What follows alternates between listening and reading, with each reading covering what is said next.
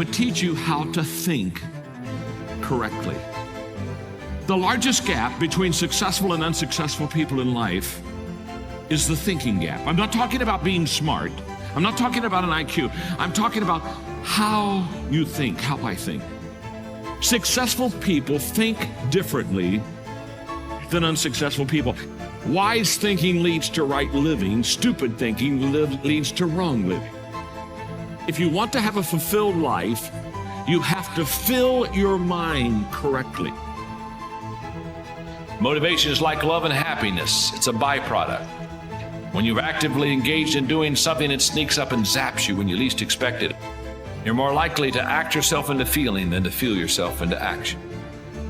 So act. Whatever it is that you know you should do, do it.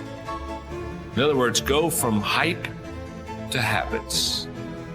Because we overestimate the event and we underestimate the process. Get motivated, go do it. Everything worthwhile is uphill. You see, every dream that you've ever had, it's all uphill. If you have a great relationship with somebody, you had to work on it. It's uphill. If you've built a wonderful business, guess what? It was uphill. If you've made the right decisions, they're not easy, are they? It's uphill. And the only way that you can go uphill is to be intentional. Nobody ever accidentally went uphill. You've never talked to a successful person and said, how did you get to the top of the mountain? And then look at you and say, I have no idea. If they're at the top of the mountain, they know how they got there. Because they had to have effort. It took energy. It took time.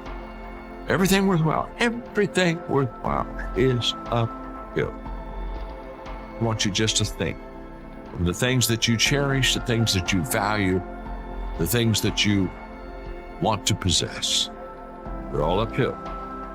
It's okay.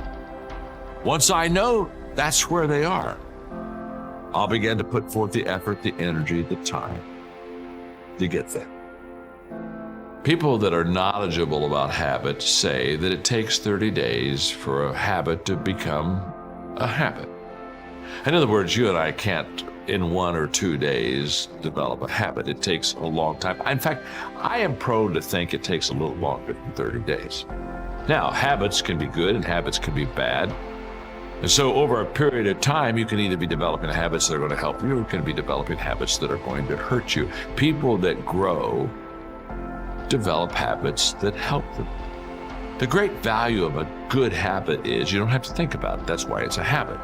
In other words, once you begin to, over days and times and periods, begin to practice something that is good, after a while it becomes automatic to you. It becomes who you are. In fact, I always tell people, practice a good habit long enough to make it yours. And once it's yours, now it's automatic. Every day, you'll do what you should do. You see, when you manage something, you do so to keep it going. Well, you don't need to keep time going. You don't even need to watch it. You can be completely unaware of it. You can go to sleep, doesn't matter. Time just continually moves. Doesn't need you, doesn't need me. It just keeps moving. We don't need to do time management because there's nothing to manage. It's automatic. It continually moves. What we need to do is priority management. With the time that is continually slipping away from us, we need to manage our priorities to maximize the time we have. So don't manage your time, maximize your time. How? By doing the things that are the most important to do at that moment. Make every day your masterpiece.